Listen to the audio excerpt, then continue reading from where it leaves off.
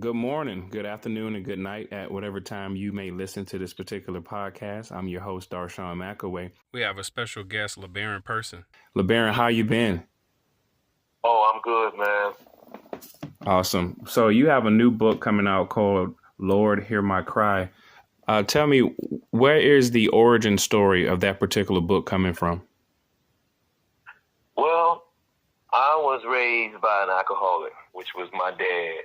And what made it even worse is that it was in the inner city. So when you're in a neighborhood in which people refer to as the hood, it does make things worse. So that's how it came about. It was never my intention to write this book. It was never my intention to ever become a writer ever. So I say it kind of happened by accident, but other people say, hey, it was meant to be.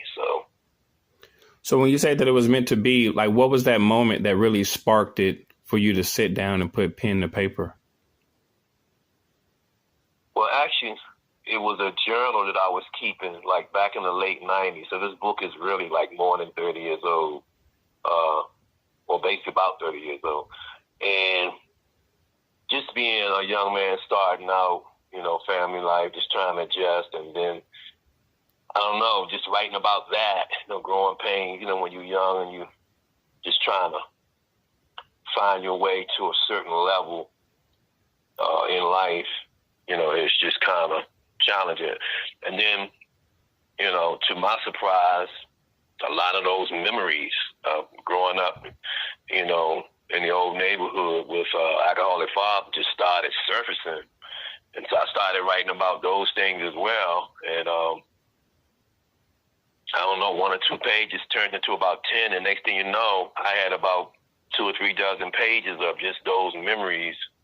And, the pain and the heartache and the fear and the immeasurable insecurity that came along with it.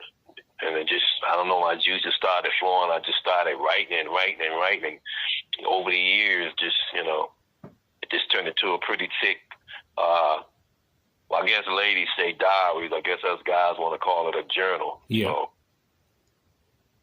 So you mentioned your father just briefly. Did you get a chance to make amends with him, or the relationship was severed? Oh, wow. Yeah, I definitely did. And that was one of my main goals was to, and I'm sure it was God's too, because, we got to honor our parents regardless of who they are and what they are. So and it's interesting that you mentioned that, because I had put down, well, not so much my pen, but just gotten away from the computer for a little more than a month or so, because I knew I had to deal with that unforgiveness that was in my heart and get that straight.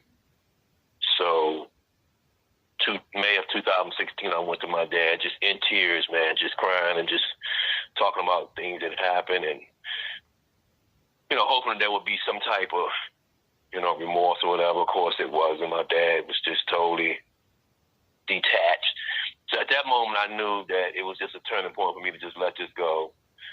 Being mad at somebody for almost 50 years of your life was just, when I look at it and think about it now, it was really just ridiculous, just totally absurd. But then too, even though I say that and other people have said it, when you're in something and you emotionally bound and just psychologically bound, that's all you can see is your pain. And, just like most people, you feel you entitled to your anger and your frustration. So it's like, that's all you can see until events take place in your life where you can get your healing. And then, the hope that kicks in along with that. Yeah. So, that's pretty much how that went down. So when somebody purchases this book, they're expecting to just know about your life. Is there any encouragement in there, any inspiration? What is the reader going to get from this particular book? Yeah, it'll be more than just the trauma, but when they get to the part about how I forgave my dad, I think people who have a hard time with forgiveness, which of course I had a very hard time with, I'm better with it now. I think that will spark something in people who really want to change. If a person really doesn't want to change and want to grow and move past their dilemma, then it may not mean much to them. But somebody like myself who really wanted to change, and I was tired, it's going to speak volumes to know, wow, okay, how in the world can Labarron forgive his dad? After me reading his book and all the different things that happened that just basically blew him out the water, how in the world could he get to a place even in his mind, let alone do it, to forgive? And I think people will find that not only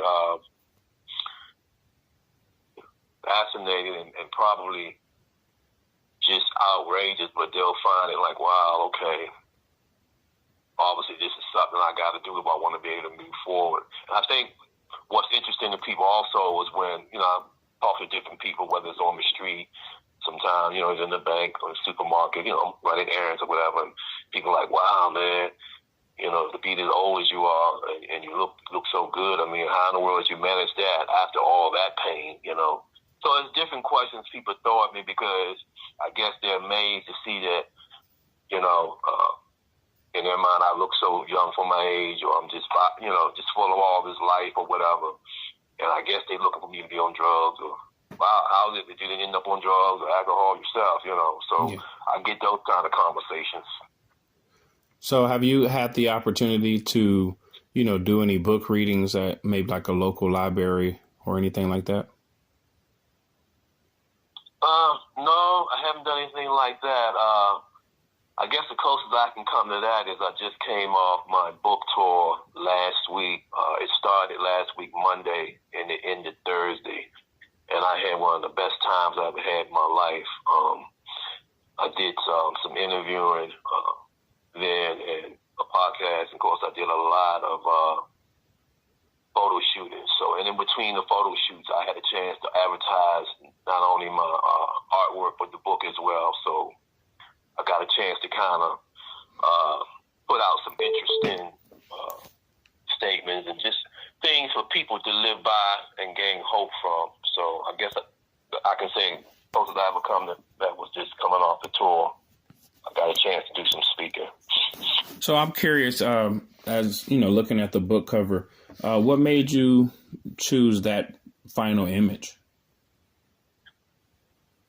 Okay, that's good that you asked that because not too many people have asked that question.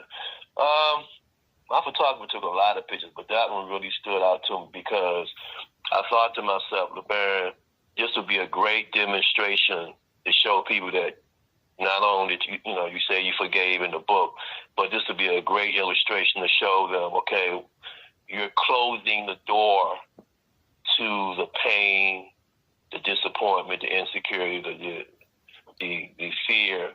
You're closing the door and you're starting a fresh chapter in your life. So that's why I chose that picture. Okay. It showed that kind of a message is what I wanted to convey to the world. Okay, that makes sense. So when you're not writing and, not running errands, what's your personal life like? Like, what are you doing to relax and kind of get through your days? Oh, well, instead of getting a membership at the gym, I formed one in my own house. It's right down in my basement, right inside my laundry room, which is really huge. So I figured I didn't need all this laundry space. Let me just use the rest of this room. And I made up a gym. I just bought piece by piece, until I had enough pieces to make it look like a little gym. So I do that to unwind. It relieves stress tremendously. And it makes me feel good. And I'm starting to get back in shape when I was like in my 20s. So I think I'm looking pretty good for 60 to starting to get back in shape. So I spend time in my studio painting just like I always have since I was a small child. And every now and then, I might read a book here at the house, mainly the Bible. Or sometimes I'll just take a walk, Sometimes it's just nice to take a walk. You see the children playing and birds just chirping in the trees.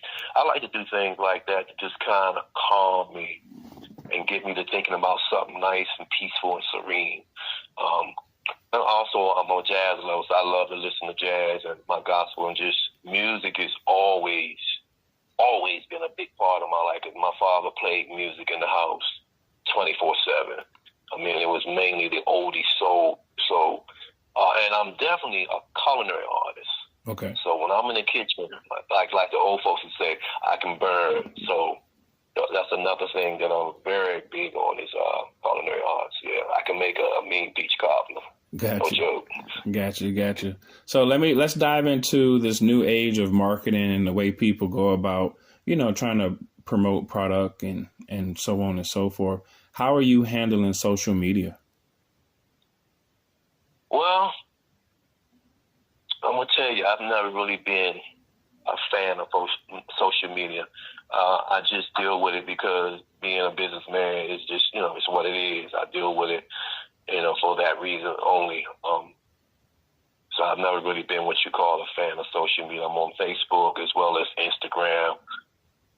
And of course, I'm working for I Am a Solution publisher, CEO, Dr. Oliver T. Reed. So, colorsofmysoul.com is how they can reach me, not only to purchase art, but my books. You can buy my books from the same website. So, Okay, can you repeat that one more time?